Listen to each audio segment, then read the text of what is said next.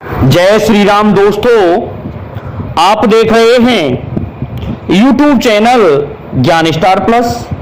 तो दोस्तों, आप सभी का हार्दिक स्वागत और अभिनंदन। देखिए दोस्तों, आज हमने आपके लिए फिर से हमारे शिष्य गिरिराज बघेल जी का कमेंट चुना है। गिरिराज बघेल जी आजकल बहुत अच्छा कमेंट पूछने लग गए हैं, तो मैं हमारे इस शिष्य को आगे बढ़ने की बहुत ही बधाइयां देता हूं। साथ ही मैं इनका एक कमेंट पढ़ के सुनाता हूं। गिरिराज बघेल जी अपने जीवन में प्रोग्रेस करें, ये अच्छी बात है। 9 से 10वीं में आए हैं अभी, और इनके भाई हैं हमारे एक सुमित सिंह जी, उन्होंने 10वीं पास की है, तो वो भी अच्छे अंकों से 90% अंकों से 10वीं पास कर पाए हैं। तो देखिए, हमारे इस शिष्य के लिए भी हम ये कामना करते हैं कि अच्छी परसेंटेज बनाए 10वीं में, अच्छे अंकों से प्राप्त हो, और फिर ये बच्चा आगे चल के अपने जीवन में प्रोग्रेस करे, यही हम कामना करते हैं। इनका कमेंट है कि अष्टावक्र जी का विवाह कैसे हुआ और उन्होंने फिर काम वासना पर कैसे विजय प्राप्त की। बहुत अच्छा कमेंट है छोटे से बालक का, और मैं इसी का उत्तर देने जा रहा हूं। इससे पहले जो भाई हमारे चैनल पर नए हैं, उन भाइयों से मेरा निवेदन है कि वे भाई हमारे चैनल को सब्सक्राइब जरूर कर दें। और गिरिराज बघेल जी, आप ये ना भूलें कि आप छोटे बालक हैं, आप हमारे वीडियो को शेयर जरूर किया करें, क्योंकि आपका हमसे बहुत पुराना रिश्ता है। इसलिए हम आपसे कह रहे हैं कि आप छोटे बालक होने के साथ साथ हमारा वीडियो भी शेयर कर दिया करें।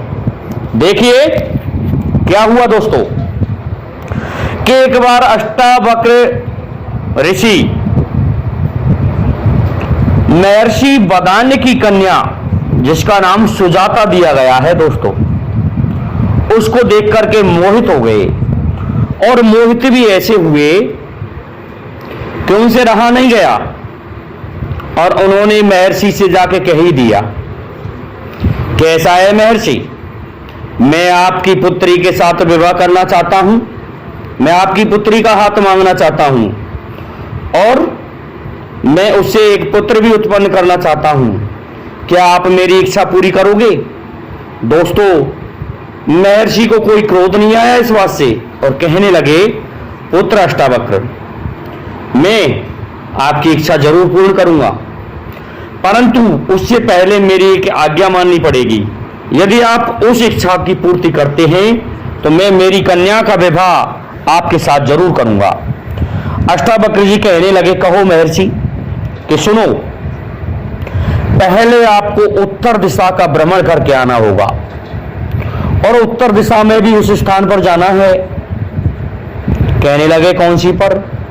कि आप कैलाश, मंदार और सुमेरु पर्वतों को पार करके और भी उत्तर दिशा में जाना, जहां एक सुंदर वन दिखाई देगा, और उस वन में एक वृद्धा रहती है, उसके दर्शन करके आप वापस लौट आना।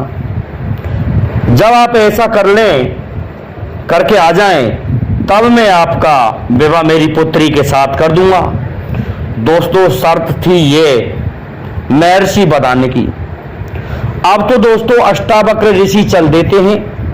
कथा दोस्तों महाभारत द्वितीय खंड में मिल जाएगी, किसी को भ्रम हो रहा हो तो देखिए, अष्टावक्र जी चल देते हैं और पहुंचते हैं। तो सबसे पहले वो हिमालय की तलहटी में पहुंचे, और वहां पहुंचने के पश्चात क्या हुआ, पहुंच गए अलकापुरी में, जो कि कुबेर की नगरी थी। लेकिन उससे पहले वो एक नदी थी, उस नदी के जल को देख करके वहीं विश्राम करते हैं, और प्रातः काल होने पर वहां यज्ञ करते हैं। बड़ा सुंदर स्थान था दोस्तों तलहटी में, और उस नदी के जल का आचमन करके स्नान करके आगे बढ़े कि कुबेर की नगरी आ गई। कुबेर की नगरी को देखते ही अष्टावक्र कहने लगे कि ये कुबेर की नगरी है। तो कोई कुबेर से सूचना तो दे। तो उस समय मणिभद्र और राक्षसों के साथ में उसी रास्ते से गुजर रहे थे जहां होकर के अष्टावक्र निकल रहे थे। मणिभद्र को देख करके अष्टावक्र ने कहा कि लोगों, कुबेर को सूचना दे दो कि आपकी नगरी में अष्टावक्र पधारे हैं।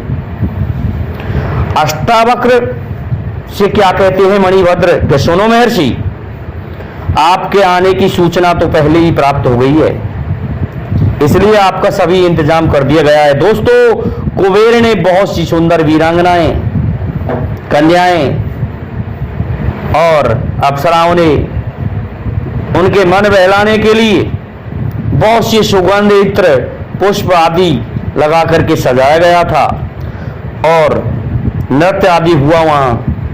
तो इस प्रकार से उन युवतियों में देखते देखते अष्टावक्र जी को 1 वर्ष बीत गया। 1 वर्ष तक वो विचलित नहीं हुए उन सुंदर युवतियों को देख करके।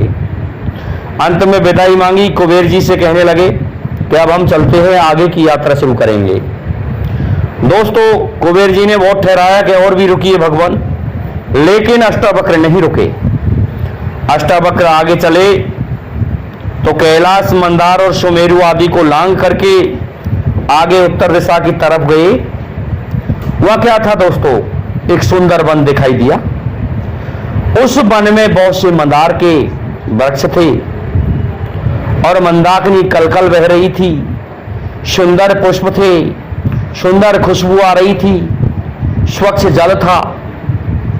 इस प्रकार से अष्टावक्र ने सोचा मैं यहीं ठहर जाता हूं। वहां के वातावरण को देख करके अष्टावक्र ठहरने का विचार करते हैं, लेकिन देखा आगे बढ़े कि ये तो एक पूरा नगर है जो कुबेर की नगरी से भी बहुत सुंदर था। इस प्रकार की नगरी को देख करके अष्टावक्र प्रसन्न होते हैं और आगे बढ़ते हैं और कहते हैं कि हम ऋषि हैं, कोई हो तो वो हमारा स्वागत करे। तो उसी समय बहुत सी कन्याएं, सुंदर युवतियां निकल के आती हैं और कहने लगी भगवान, हम आपका स्वागत करने के लिए तैयार हैं। दोस्तों, अष्टावक्र जी वहां ठहरते हैं, देखते हैं वहां एक बुढ़िया और बैठी हुई है और बहुत सी कन्याएं उनका मन बहलाने लगी। अब तो दोस्तों अष्टावक्र जी ने आदेश दिया कि सभी कन्याएं चली जाएं। आप उन कन्याओं की ओर घूर घूर करके देख रहे थे। उस समय अष्टावक्र सोचने लगे, परंतु विचलित नहीं हुए अपनी तपस्या के कारण। सोचने लगे कि ये कैसा सुंदर दृश्य है। अब कहने लगे अपने तपोबल से अपने काम को रोक करके कि तुम में से जो धैर्यवान युवती हो वो यहां ठहर जाए, बाकी सभी चली जाएं। सभी चली गई। अब एक कन्या रह गई उस जगह पर और एक बुढ़िया रह गई। बुढ़िया से भी कह दिया, बुढ़िया आप जाकर के लेट जाएं। बुढ़िया लेट गई और वो कन्या से भी कह दिया कि आप भी जाकर के लेट जाएं, क्योंकि शाम का वक्त हो गया था। अब दोस्तों अपनी अपनी पलकों पर जाकर के लेट गए सभी। अष्टावक्र भी सोए हुए थे कि उसी समय बुढ़िया को सर्दी सताने लगी और बुढ़िया क्या करती है, अपनी पलंग से उठ करके चलती है और अष्टावक्र के पलंग के ऊपर आकर के लेट जाती है। अष्टावक्र ने उसे अपनी बगल में लेट जाने दिया, लेकिन उस समय तपस्या के कारण इतने कठोर और निष्ठुर थे कि विचलित नहीं हुए, तो उन्हें लेट जाने दिया। अब बुढ़िया कामातुर होकर के इसके शरीर को सहलाने लगी और कामातुर हो गई। कहने लगी वो बुढ़िया, कैसा है ऋषि, मुझे सर्दी ने बहुत सताया था, लेकिन अब स्त्रियों का एक स्वभाव होता है कि वो यदि किसी पुरुष को आलिंगन कर लें, उसके शरीर से छू जाएं, तो वो कामातुर हो जाती हैं। मैंने आपके शरीर का आलिंगन किया है, अब आप मुझे संतुष्ट कीजिए, मेरी इस इच्छा को तृप्त कीजिए। अष्टावक्र ऋषि कहने लगे, अरे बुढ़िया सुन, वो ठीक बात है, परंतु ये कहा गया है कि पुरुष को पराई स्त्री से कभी भी इस तरह का संबंध नहीं रखना चाहिए। ये आप ही तो इस तरह से व्यवहार कर रही हैं, बाकी मैंने तो नहीं किया है। लेकिन क्या जवाब देती है बुढ़िया कि कोई पुरुष यदि किसी स्त्री की इस तरह की अवस्था को संतुष्ट नहीं करता है तो उसे पाप लगता है। कहने लगे ऋषि नहीं, ऐसा नहीं है, मैं ये जानता ही नहीं, मैंने इस चीज का स्वाद चखा ही नहीं, इसलिए मुझसे आता ही नहीं। आप मुझे अन्य किसी कार्य के लिए कह दें, लेकिन इस चीज का स्वाद मैं नहीं जानता, इसलिए मैं आपकी इस इच्छा की पूर्ति भी नहीं कर सकता। दोस्तों, ऐसा कहते कहते प्रातःकाल हो गया। ऋषि सोचने लगे कहीं ये बुढ़िया कोई तो नहीं जो किसी श्राप के कारण वृद्धा हो गई हो।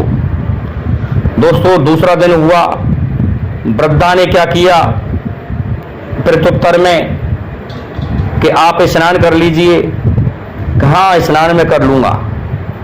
दोस्तों, शाम का वक्त हो गया और स्नान करने के लिए राजी हो गए और उसने स्नान कराना प्रारंभ किया और इनके शरीर की मालिश की।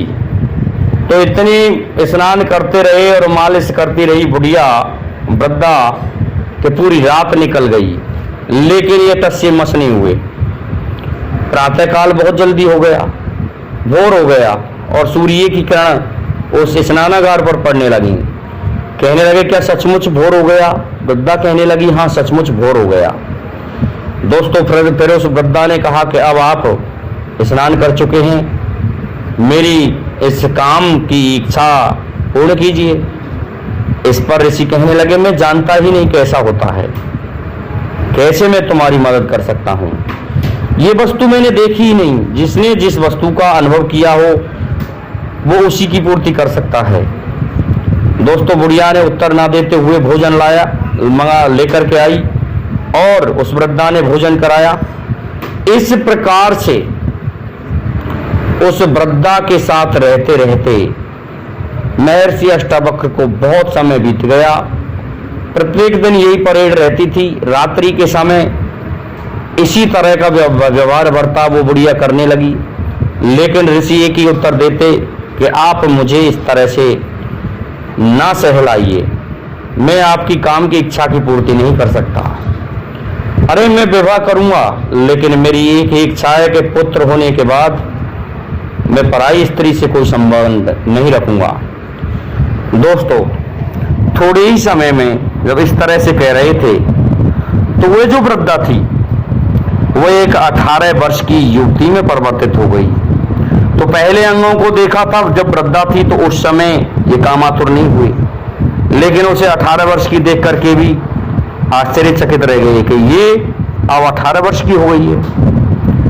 कहने लगे अष्टावक्र ऋषि हाथ जोड़ करके कि तुम कौन हो, अपना परिचय दो। दोस्तों, ऋषि अष्टावक्र उस वृद्धा की परीक्षा में सफल हुए। तो कहने लगी वह 18 वर्ष की बनकर के वृद्धा कि ऐसा है महर्षि अष्टावक्र, मेरा नाम उत्तर दिशा है और मैंने वो सभी प्रयास किए जो एक स्त्री करती है और पुरुष इस तरह के प्रयत्नों में फेल हो जाते हैं और कामातुर हो जाते हैं, लेकिन आप कामातुर नहीं हुए, आप अपनी परीक्षा में सफल हुए, इसलिए वह आपका विवाह महर्षि बदान्य की कन्या से ही होगा और वो बहुत जल्दी पुत्रवती होगी, आपको एक पुत्र भी प्राप्त होगा। मैं आपकी इस तपस्या से और परीक्षा लेने से बहुत प्रसन्न हूं। ऐसा है, आप परीक्षा में सफल हुए हैं, अब आप जा सकते हैं। दोस्तों, इस प्रकार से विदा लेकर के महर्षि वापस ऋषि बदान्य के पास आ जाते हैं और बदान्य ने ये सब कुछ पूछा, क्या उस वृद्धा से मिले, तो सारा वृत्तांत अष्टावक्र जी ने कह करके सुनाया। इससे बदान्य ऋषि प्रसन्न हुए और उन्होंने अपनी कन्या सुजाता का पाणी ग्रहण संस्कार अष्टावक्र जी के साथ किया। दोस्तों, अष्टावक्र आजीवन ब्रह्मचारी थे, केवल एक ही पुत्र उन्होंने अपनी पत्नी से प्राप्त किया और कहीं वो इस तरह का उनका आचरण नहीं मिला। तो इस प्रकार से महर्षि अष्टावक्र का विवाह हुआ और उन्होंने काम वासना को जीता। दोस्तों वीडियो अच्छा लगा हो तो लाइक शेयर और सब्सक्राइब जरूर करें, साथ ही बेल आइकन को भी प्रेस कर दें जिससे कि आने वाले वीडियो का नोटिफिकेशन आपको मिलता रहे। आज के लिए इतना ही काफी है। जय हिंद, जय भारत, जय जय श्री राधे, जय जय श्री राम।